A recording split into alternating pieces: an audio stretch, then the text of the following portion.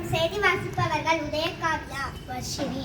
வகுப்பு 5, ஊராட்சி ஒன்றிய தொடக்கப்பள்ளி, சேரன் மகாதேவி, திருநெல்வேலி மாவட்டம். இன்றைய முக்கிய செய்தி: வக்ஃப் சட்டத்தில் திருத்தத்துக்கு எதிராக உச்ச நீதிமன்றத்தில் வழக்கு.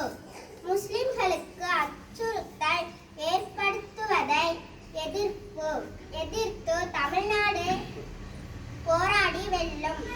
சட்டப்பேரவையில் முதல்வர் மு.க. ஸ்டாலின் உறுதி. தமிழ்நாடு சட்டமன்ற பேரவையில் நேற்று நாடாளுமன்றம் மக்களவையில் வக்ஃப் சட்டத்திற்கு நிறைவேற்றப்பட்டுள்ளதை கண்டித்து முதல்வர் மு.க. ஸ்டாலின் உரையாற்றினார். முன்னதாக வக்ஃப் சட்டத்திருந்த மசோதாவுக்கு எதிர்ப்பு தெரிவித்து திமுக மற்றும் கூட்டணி கட்சி எம்பிக்கள் கருப்பு பேட்ஜ் அணிந்து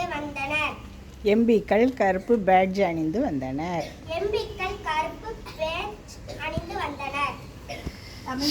தமிழகத்தில் 69 பொருட்களுக்கு அங்கீகாரம்.